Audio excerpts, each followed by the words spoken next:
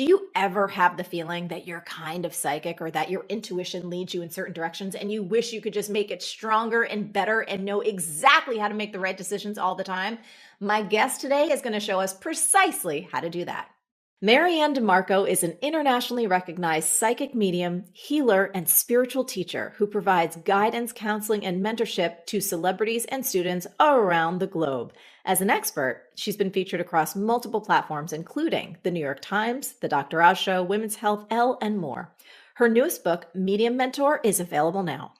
Marianne, thank you so much for making time. Come on, woman. This book, it's so fantastic. I enjoyed it so much. I have so many things that are underlined. And I just felt, first of all, I adore you as a human being. And I felt your voice so clear through this.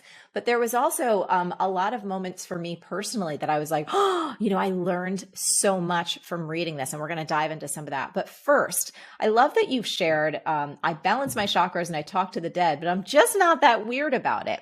And I know that you came to serving as a psychic almost by accident. So for folks that don't know you, can you share a little bit about how you got to where you are now and why specifically you wanted to write this book?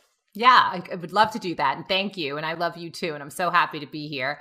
I really thought this was very normal for many years of my life. I was very fortunate to grow up with a mom who thought this was just part of our everyday, learning about ascended masters, learning about higher levels of consciousness, learning to meditate at a very young age. So I always knew I had psychic abilities. I didn't exactly know how to use them. Later on in life, and I stuck with this my whole life, but later on in life, in my 30s, I was going through a really rough time. My life was just turned upside down with divorce and grief and trying to manage my 2 young children through this and really learning parts about myself that I just forgot about and had to relearn them and like, what is going on? I wound up in the hands of this beautiful woman named Pat Longo. And I thought I was making an appointment to see a psychic medium. But actually, when I made the appointment, she is a healer and she teaches people how to do this. And almost automatically, Marie, I was like, oh, I think I'm supposed to see you now. I think this is it. I think all of these years that I have been feeling all of this energy around me, the weird dreams, the nudging, the feeling like someone standing next to me, the things that I heard, I realized that it was at that moment that through my unraveling moment, I was about to be put together with spirit. And I was really excited about that. So I started taking classes and within just a few weeks, I was reading.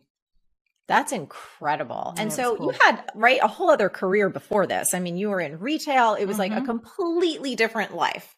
Totally different life. I thought I had business background. I was in retail management. I was in sales. And then I stayed home with my children for many years. And I was starting to feel like, okay, what's next? My children were getting a little older and I started trying to figure out how to balance my time. And I thought, well, this will be really nourishing for me. So I just took it like this was something that I always wanted to learn how to do. I never in a million years thought it would be to the extent that I'm doing it now. And so tell me about this book, because this is really helping all of us, or for anyone who feels like they want to develop their sense of intuition even more powerfully, or they want to take it to that next level. And they too feel they have psychic abilities, different abilities that aren't necessarily in the quote unquote mainstream quite yet. I think more so now than ever, but who may want to go on a professional path. So tell me about the inspiration behind this book. I started getting people coming to me that were just hungry for this information, really wanting to know, how can I do this? And it's the reason why I wrote my first book too, but this was different. This was about that deeper connection of utilizing these abilities within your everyday life and for others, if that's what you wanted to do, if that's what you chose to do. And honestly, sitting in meditation with my guides, I kept hearing, wake them up, show them how, you should teach them. And it was just a repetitive theme. And, my job is to listen to what my guides say and to go with that flow. And that's what I did. I was very excited to write this book because my hope is that it will do exactly that, help people navigate through their lives within business, personal life, their own psychic abilities, grieving, whatever emotion it is that they have that they're looking to connect, whatever level it is. And I'm hoping that this is a great starting point for many people.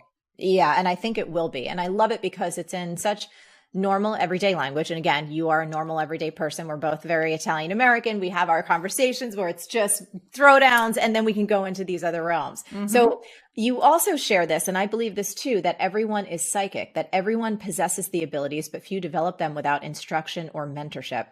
And I love that you make the point, we're all born with intuition, and we're all born with the ability to pick up on other people's energy and feelings. And I know specifically for my audience, so many of us, and I feel like I've been an empath my whole life. I've been very intuitive my whole life. It's part of the reason why I do my coaching, and part of how I do it is tapping into that sense of being able to feel into other people, what's happening, reflect, and then support them. But there's something that you wrote that really stood out to me. You said, empaths often feel like they suffer because they take on other people's energy. And I love that you followed up with this. The issue in this case isn't an abundance of empathy. It's a lack of boundaries. And I was like, that was a huge moment, because I think at certain points in my own life and throughout my career, I have not had good boundaries. And the taking on of energy, I didn't know how to deal with it. So I want to be quiet and hear your perspective on this, because I think it's going to be of huge service to many people listening and watching right now. Thank you. It was one of the greatest lessons I've learned through doing this work, because coming off of many years of being a people pleaser, many years of only being good as my last sale, taking in the vibe of a room and really ingesting it, becoming kind of a chameleon of the energy, I didn't realize that it was okay to say no, not only in my active physical life, but in my spiritual life too. And telling my guides, my loved ones on the other side, help me be grounded, protect me, allow me to say no and feel really good within this flow and within this energy. And we are all born with this divine gift. We all have this empowerment within us. We're full of light. We are the light. We're part of this energy. To be able to navigate that and truly understand how to use that tool was one of the most greatest gifts this work has given me. And I was very excited to share it with other people, because like you, it was a light bulb that went off for me. It was like, oh, I can not only put boundaries around myself, I can control my reaction in a way that serves me better, and then in turn change the climate of a room. And that can happen from the boardroom to the bedroom to whatever room you want it to be. You can really work on changing that energy to just have this more beautiful flow. My advice is that everybody learn how to do that in the most effective way possible, the most authentic way possible to you. Yeah. And you obviously walk through, there's so many techniques in the book, very specific exercises that you walk people through. And we're not going to have the time to be able to go through them today. That's why you need to get your hands on this here book. But I also want to back that up and follow it up with the other thing that's so wonderfully refreshing about your work, Marianne, is you're very much into DIY spirituality. In terms of these particular practices, you'll lay out a suggestion. Hey, here's how I do it. This is something that can get you started, but please tweak this, make it your own so it feels comfortable for you, your particular experience, your beliefs, your background, so that you can tap into this incredible energy, right? And to create these practices, not that you're following somebody else's dogma, but that you're really accessing all of the information, the wisdom, and the energy that's available to you. Absolutely. Absolutely. You have to feel like yourself when you're doing any type of practice. It has to suit you in some way. I spent a lot of time trying to fit in some sort of box that people wanted me to be in. I don't know. I thought maybe should I have a crystal ball? Do I need like some sort of I don't know what it was supposed to look like. So I spent a lot of years thinking, oh, I think it's supposed to look like this because that's how this person does the practice. Yeah. It was so freeing to let go of that and just be me. And so, I am really normal and casual about it because that is my personality when it comes to this type of work. Anybody can take whatever suits them from many different practices, backgrounds, religions, whatever that looks like for you, and formulate your own style of this practice. Now that work doesn't feel like work. It feels cathartic. It's a relief and feels like something that always existed within you anyway. Yeah, and it feels so natural and almost fun. The past few years for me, I have been practicing more intentionally, connecting with not only my guides, spirit, universe, source, God. I use all of them because it all feels like it works at different points and at different times. And it is remarkable, the dialogue and the strengthening of my own abilities that I didn't even know was possible. And I think the other thing that's so exciting about your work, Marianne, is, I think sometimes many of us in life believe that you're either born with an ability or you're not. And I had this for myself specifically around singing. I had this belief, and it was a mistaken belief, that you either are born, being able to sing just amazingly. And I didn't think you could actually train it or learn it. And I think what's so incredible about this work is the fact that we all have intuition and we all have certain abilities that are probably underdeveloped. And should this be of interest to you, should this be something you feel called to do, that there's a legitimate path to strengthening these gifts. Oh, absolutely. Just like any muscle. Yeah. Right. We're going for a marathon. We want to train for that marathon. We want to learn how the body works. And it's the same thing with your intuition. It is, you are entitled to use it. If you want to access it, go right ahead. And there's so many ways that you can sharpen that tool and really, like we were speaking about before, really making it authentically you, but getting better and better at it. Learning when it shows up, and then it becomes instinctual. That's right. And I feel like I'm teetering in that level, and I'm like ready to go to my next level, which I want to talk about the first of 10 techniques really that you focus on in the book. And I love that you share, if we really want to develop our intuition and our psychic gifts, is that we have to check our egos, right? Is that number one? I think it is number one. It is number one. So can you say more about why that is so critical and why you put it in the first spot? I put it in the first spot because most of my students that come to me think that they are not worthy of doing this work. And they come in with doubt and fear attached to their ego. And the ego will always be present. It's always going to show up. But if we ask it to just step aside for a moment and we thank it for showing up and we recognize it, we're like, all right, I see you. But I know that this exists within me anyway. We start to, and then go in tandem. We work with it. It's one of the first skills because it always shows up. We want to get it right. We want to get the information right. We want to please others while we're doing it. We're frantic to learn our service. Maybe we're not trusting divine timing. This all can fall under ego. And when we surrender to that and we learn how to utilize it more as a superpower, I like when mine shows up because then I know I can get to work and learn some more. We then just start to ease through the practice a little bit more. I honestly feel like it starts to develop those really early stages of trust too, with your universal team and with energy and mostly with yourself and your abilities. Hey, real quick, if you are loving these tips, then you are going to love my free audio coaching program even more. It's called How to Get Anything You Want. And inside, you're going to learn 3 proven steps to turn any dream into reality. I'm not kidding. Go to marieforleo.com/subscribe. That's marieforleo.com/subscribe. Go do it now, and I'll see you there.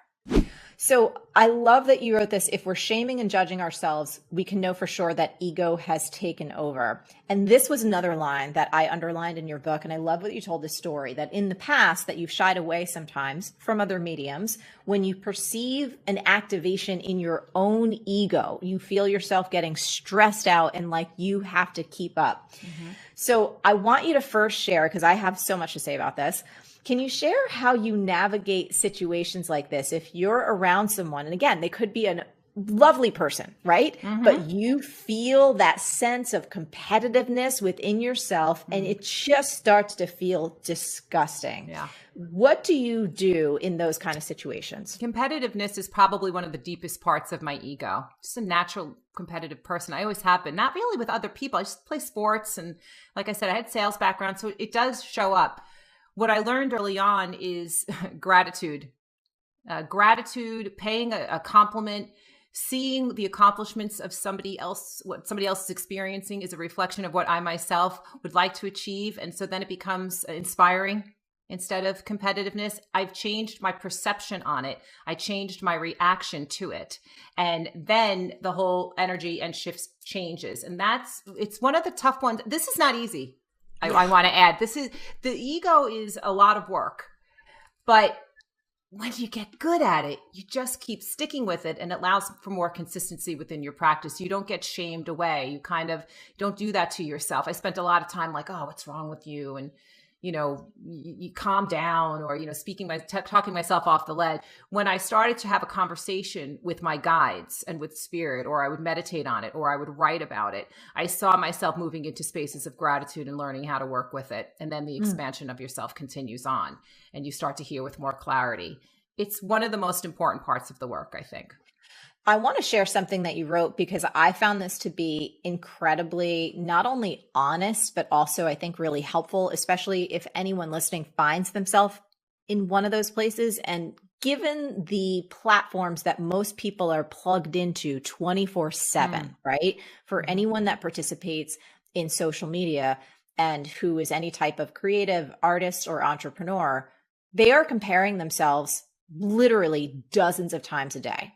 So I have no doubt that people are like, yep, like there's hands being raised all over. And I love that this is one of the things that you shared as a pathway to moving through it, that you thank your guides for showing you where your ego needs a little tune up.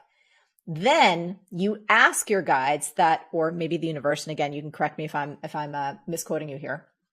You ask that the other person be well, happy, and find love and success in life, and that they be removed from yours.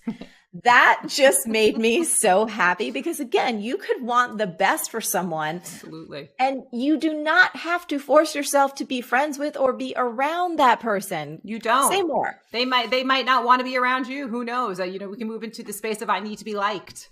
Yes. Right? I need to be liked can activate your ego too. I ask people to be removed for the greater good of all concerned, always, with safety and with light around them. But if I continue to see it activating my ego, or I am continuing to see their ego within themselves, and it's not judgment, it's just an energy shift. It's not serving me well. It's probably not serving them well. And so, yeah, you can say to spirit, universe, God, whatever that is for you, your source, please allow this person to be removed from my life. And I want them to go with ease and with safety and love around them.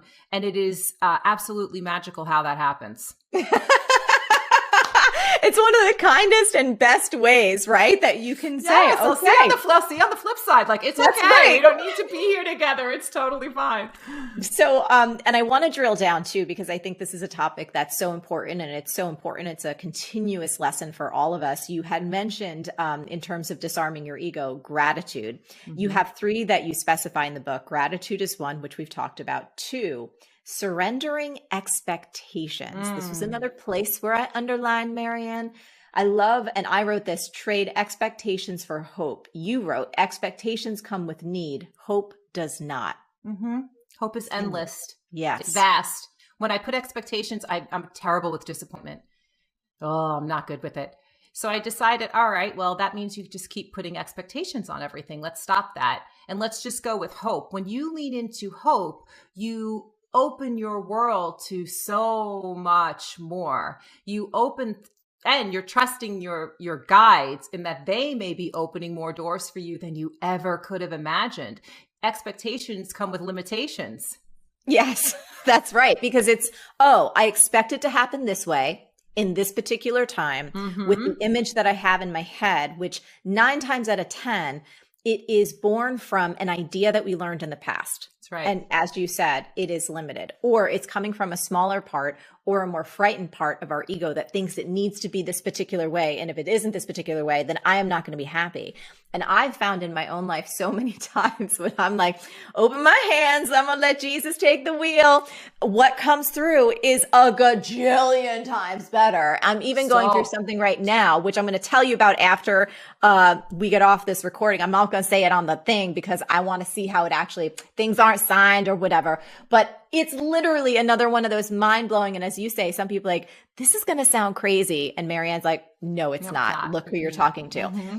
But my point is this notion of surrendering our expectations. It is super powerful. I always say, yes, it's super powerful. I always say, if you're manifesting, do it with hopefulness. I don't love too much of an exact manifest. I like it a little open-ended. Yes. Right? We want to be specific, but more open-ended than that. And then set it and forget it. Yeah. Set it and forget it. You did it. All right. This is what I'm aiming for, because your guides are like, you're so cute. That's fantastic. I have so much more for you. I have so much more for you. That request is adorable, but like hold on to your hot pants. And if you stop pushing, let me show you what we can do here. And Marie, it's amazing. Yes. It's also a relief. It's also a relief to surrender that type of control. We let it go. For control freaks, again, raising my hand, right? So much of my life, oh my gosh, have tortured myself, and other people, of course. Hey, are you feeling overwhelmed, exhausted, or just drowning in busy work and still not making the money you deserve? In this brand new training, you're going to learn 3 super common mistakes that can kill your productivity and tank your profits, and how to stop them fast. Just go to marieforleo.com/free class or scan the QR code on your screen right now. Striving to control outcomes. Like, dude, that was my MO. And I am finding this to be so much more pleasurable. And it's great for my stress levels. It's fantastic. I'm like, oh, I don't got to worry about it.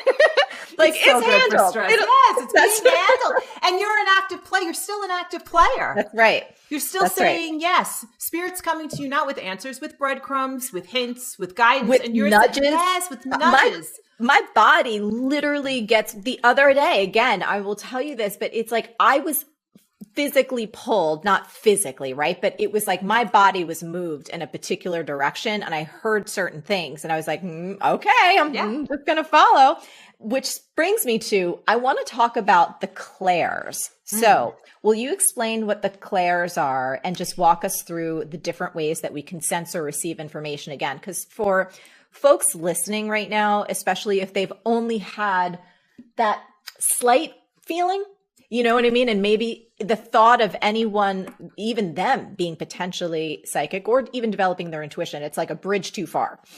Yeah. The clairs, what I want to say about the clairs is we can call them clairs, but we're extending them to the senses. Really what I'm saying to you is pay attention to all of the senses when you are looking to connect with spirit. That's one of the most important things that I've learned. I see a lot of students and a lot of people who are trying to connect, especially to their loved ones on the other side, Marie, they're trying to hear them or they're trying to see them. Well, you might feel them with that inner knowing, right? You might sense them around. You might smell things that remind you of them. Maybe you're smelling perfume or you're, smelling smoke if they were a smoker or whatever that may be. Or meatballs. Sunday sauce. I mean, you never know. You might be smelling that. Use all of the senses. Your knowing, your hearing, your seeing, your clairvoyance with the third eye, paying attention to dreams, paying attention to signs and symbols that can come to you. All of this, whether it's your loved ones or not, it's not just a single connection. This is a connection that you can use for all of the universe, God, like I said, guides, whatever it is for you, whatever it is authentically for you. But I highly encourage that you use all of the senses when you are trying to connect with spirit. And then you open yourself up to just receiving the most incredible messages in many, many different ways. When I first started listening to spirit, I heard them a lot, but I felt them viscerally. I thought, wow, there's something here that I'm supposed to be paying attention to, that pulling and that knowing. And I just don't want anyone who's listening, don't limit yourself to what you think it should look like. We go back to that. Open yourself up to receiving in many different ways. I have a lot of students who say, I think I'm crazy, but I could have sworn, so-and-so was standing next to me. And I'm thinking, no, you're not crazy. They were. Just accept it and trust that you have the senses and the ability to connect. Yes. And so I'm definitely clairaudient, and I think I'm all of them, but this one, it happens to be probably one of the strongest at the moment. And the 6 simple words that were told to you that now I will never forget. Can you share them for anyone else who... Is it spirit comes in your own voice? Yes, it is. Spirit comes in your own voice. It is not some weird disembodied voice. For many years before I learned how to do this, I thought it was, hello. Can you hear us, Miriam? We are coming from above. And it's not that at all, thank God, because that would just make me want to run away and hide and be scared. I don't know, be under my blanket. It is this inner voice. It is the inner knowing of that voice that exists, by the way. When you're in prayer, let's say for argument's sake, and you want to receive the word of your higher power, it will come to you in that same way. It is that inner knowing of the inner word. And that is your clairaudient listening and claircognizance too, where you're kind of paying attention again to that inner knowing and feeling. And that was life-changing for me. I really, Pat Longo is this tiny, tiny little woman, and I am all of 5'9", and I really just almost pushed her and was like, "You have got to be kidding me!" Like it was like she unlocked the biggest secret. Well, we have all of these ideas, right? If it goes back to kind of almost classical, almost like a parody of an idea, like you said, like a disembodied voice or these kind of weird, creepy things, and it's like, no, it's your own voice in your own head. It's your own voice kind of coming in. They're activating you. They're using all of your frame of references to be in connection with you too. So dreams, movies, music. Songs. Yes. Can I tell you, it was like a few weeks ago and I was like, what? And when I realized the song and the lyrics, I'm like, I haven't listened to this song in a long time.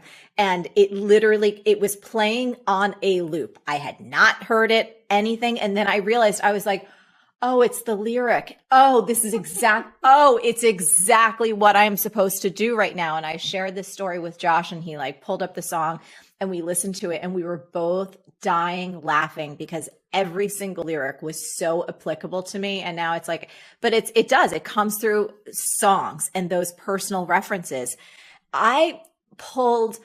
Josh was having some type of skin thing that he was going through because he didn't realize he was allergic to something. I literally walked down, Marianne, and a word came out of my mouth that I had never, and it was the name of a particular He's like, what did you just say? And I said, I heard this supplement that you're supposed to take. And we were both like, he's like, how? I was like, I don't know how I knew it, but it came in and we were laughing so hard because it's like, it's contagious. It's contagious. You've been hanging around with me. It's contagious. When you don't deny the gift, when you say to yourself, this is a real thing and this is happening. Yes. There is no going back because spirit loves to come in and validate it for you. Yes. They love to come in. I always tell them no, you're just showing off. They love to come in and show me, even in my moments of doubt, they'll come in and be like, look, let us show you what's really going on here. The beauty of what you did, Marie, is that you listened and you didn't hold back and you didn't question it. You didn't let that ego rise up and say, I think I'm crazy or, and everybody does it. Everybody starts off going, I don't know, maybe I'm making this up, but you're not. And when you go with it, that's it. The magic happens. I'm in awe of it every day. Oh, I love it. It's so much fun too. So, okay, I want to talk about fear now because you have this fantastic story about the lesson that spirit had to teach you about fear through some intense imagery and some rats. Can you tell us that? No, because I think the metaphor is so incredibly important. And I want people to hear this from you because if they get nothing else, but they get this metaphor and this image, it will serve their life. I do not like rats. I have a thing. I worked in the lower levels of Manhattan and had some quite experiences with rats. And it's a thing. I went into this meditation really with a different intention. I think I had gone in maybe to, hear some guidance about soul contracts or whatever deep thing that I was looking to do. And my guides put me in a corridor of doors. And I was walking down the doors and one of these guides opened up this door for me. And there they were, these two nasty rats fighting each other. And it was really clear. And I stood there and watched it, confused at first. And when I walked out of this room and down to a different room and sat and listened to the guidance with my guides, because this is how my life rolls, this is what I do, I heard what would happen if what you saw was fear. So rats representing something that I'm fearful of. And what would you do if you put out food to them? And I thought, well, they would be coming to me. And it was, because when you feed your fear, fear comes. When you feed your fear, fear grows. When you feed your fear, you nourish it, don't you? You're giving it good nourishment to thrive. Starve it. Starve the fear. And I thought, oh, yeah, sometimes I'm like, okay, yeah, I got it. I got it really quick. It's not to say that fear will not arise. It does. We are on an earthly realm where fear is part of our lessons and what we have to experience. Nobody comes out unscathed. But when it shows up, I could either choose to really nourish it, or I can choose to work with it in a way that is far more productive, understanding it, writing about it, learning the lesson through it, why it's showing up. Doing that type of work is always a joy. And you can really understand the story, and it works to calm that fear. And then I think you're able to navigate through it. I just love, though, not feeding it. Like the imagery of not feeding, like put the cheese away. Put the cheese away. Put the cheese away. And let the rats have at it. In other words, fear was fighting itself. Yes. You don't need to be part of it. You don't need to add to that storyline. You're going to back out and let it do its thing. Yep. And just don't nourish it. Again, another tough lesson, maybe not easy to do, but with practice, it's completely beneficial, and it honestly works, no doubt. I love that there was sticking on the same topic of, when things are scary and when things are uncomfortable and there's a lot happening in your life. You say that spiritual growth is about leaning into the fear and our willingness to face and see what's there. And here's a line from you. Ask for our guides to show us whatever it is that we're supposed to be learning. I thought there was so much wisdom in that. Ask for our guides to show us whatever it is that we're supposed to be learning. Like, what a beautiful way to take what will inevitably be difficult, challenging, tumultuous, painful situations that we all as human beings will find ourselves in. Absolutely. At many points in our journey. And to ask for help to see what it is we can learn from this. That is how much I trust them. That is how much I want to convey to everybody that you are not alone, that you have a team on the other side that is willing to help you. And if you lean into that fear, because fear can feel very lonely, you will not feel alone. And in the darkest moments of my life, I've had them, pretty deep moments that have brought me to my knees. I have said, what's going on? And sometimes not so eloquently. Yeah.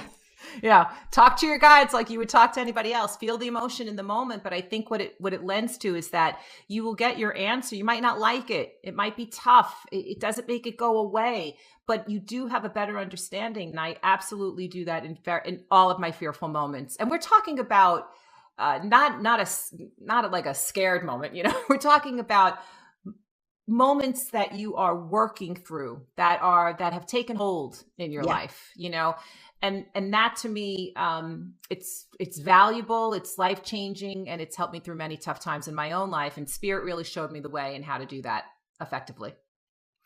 As we wrap up this conversation, which is super fun, by the way, I want to talk about how developing our intuition, developing these connections with information, consciousness, source, beyond what most people do on a day-to-day basis, how it leads to dissolving self-doubt. Because I thought that this was not only, again, accurate from my own experience, but somewhat unexpected, kind of contrarian.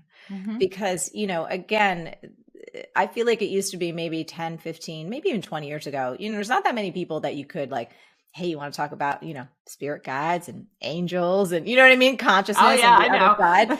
And now I remember I was away with a friend and like met a bunch of folks that I had known of peripherally, but like everybody's kind of, they're important people and whatever. And within like 3 or 4 minutes, I'm like, hey, did you guys see Surviving Death? And I'm talking all this stuff on Netflix and this, that, and the other thing. We're like, pulling out, and it became this whole other level of conversation. So I'd love to talk about how, as you developed your mediumship work, you stopped caring what other people thought about you. And then you saw that with your students as well. When you talk to dead people, you have to let it go. So you're going to hear criticism. And then to your point, I've been doing this many years. And back then, it was definitely still, there was a lot of criticism around it. And as I was developing, I realized just how much I did care what people thought in so many areas of my life and how much that was weighing me down and really corrupting my intuition. Because I was too engrossed in pleasing people, and I decided to just start to rip off the Band-Aid. And this work started with my personal life, and this work showed me how to do that. When you let that go, first of all, it immediately tunes them out. You sort of don't really hear it as much anymore. But the doubt will always show up. You just know that you have the intuition and the ability to flow through that. Our mind is loud. It's going to come in with doubt. It's going to come in with fear. And it's absolutely going to come in with fear of judgment from others. When you let that go, you free yourself in ways that are endless, in ways that can just change your life on so many different levels. You can live the dream of your joy by letting go of what others think of you, because people just want to dampen that, and that's not your business. So if you feel that this is inspiring you and that your intuition is right there, but you're so concerned about what people think, let it go. Work on that. Have that same dialogue with your guides that we did about fear. What is this intuition? What is this doubt? What is this judgment? Why am I here learning this in this moment? And how can I work through it? And I promise you, your guides will answer you. You just have to do the work in order to get there. We have to be an active member of the team. Yes. And it was a big lesson. And it doesn't mean it doesn't rear its ugly head. It does. It just means that I'm so consistent in my practice. And when you have the tools to navigate through it. You see it arises, it becomes instinctual, and you start working with it. If you're struggling to make progress on your dreams, this free tool is going to help. It's called the Yearly Goals Map. And in just 10 minutes, you're going to get clear on your top priorities and let go of what's keeping you stuck. It's super quick, it's powerful, and you can do it anytime. Get it now at marieforleo.com/yearly-goals, or just scan the QR code on your screen right now. It's like a different texture of feeling too. And I've realized that. And I've realized times when, if I'm a little more rocked back on my heels, I'm so much more interested, right, to hear what other people think of my ideas, or do they like it? Or is this sound good? And when I am more grounded, when I am more connected, I find that I'm like, I don't give a shit. Not in a bad way. It's not in a harsh way. It's just the clarity is so there. And I'm like, even if it sounds, just crazy pants to everyone else. And I will say, I think it's interesting for me personally, and I'm just going to talk about myself here for a minute. Go right ahead. When I first started my career, because I think, I didn't know what the hell I was doing or what was going on, but that intuitive sense and that open guidance was so strong. And we were also at a time in the world, right, where I didn't have 2 decades of incoming, taking in, oh my God, every day, a gajillion comments and this and that and blah, blah, blah, blah, blah, blah, blah. And I'm so happy that I've gotten to a place in my life now where I'm like, oh, now I can start to feel and hear the difference, because part of the reason that I'm here is because I listened to myself, and that clarity and that voice was so strong. And then it's been an interesting journey being able to parse through, right? Like, how do I get back to that part of me? Because I've allowed so much in over the years. You see what serves you and what doesn't serve you so much more clear. Yeah. That to go back is so against the grain. Yep. And working and doing this work for as long as I have, I've had many people want to keep me in a certain type of box. Do this type of reading, do this type of work. But my intuition, that pull, says, no, we're going to do this type of work. When you say yes to that, we go back to boundaries, and you don't compromise on that because it feels so right within you and you don't doubt it. There's no looking back, Marie. You don't look back. You just keep going. And when you resist, you're almost resentful if you have to. That's right. That's where that resentment comes in. And so why do that? Don't compromise it and allow yourself into that flow. I think that's beautiful that you learn that, and that we can continue to learn it, by the way, like I said, because it's polarizing. That's Judgment right. is polarizing, and it's going to come at you. Again, we go back to techniques and tools that help you navigate through it. Yeah. This is awesome. I love it. I'm so excited because I think that this is really a movement towards, and for me, I've always been a coach that, I'm like, look, I don't have all the answers, but I know you got yours. And one of the things I'm really good at is helping people find their own clarity, right? And strengthen that essence of who they are so that that confidence level and that clarity just keeps getting stronger. I'm like, you don't need me. I'm just here with a little bit of training wheels at the beginning, and then boom, you go. So what I love about your work, and I love about this work in specific, is it's like, hey, it's helping people access what they already have inside, what they were born with, all of those incredible gifts, and to be able to use that on a daily basis because they know what's in their highest and best if they have the courage to listen to it. And there's all the love and the support and the insight and the creativity. It's like bubbling out of them. We just kind of live in a society where that hasn't been taught or prioritized or, glorified to the level that it needs to be. There's such a mysticism around psychic mediumship. Yeah. And the point of demystifying it and having it just be really normal. Not only that, telling people you don't need a psychic medium in order to connect to your loved one on the other side. And you don't need a psychic medium in order to navigate your life. By all means, go to one.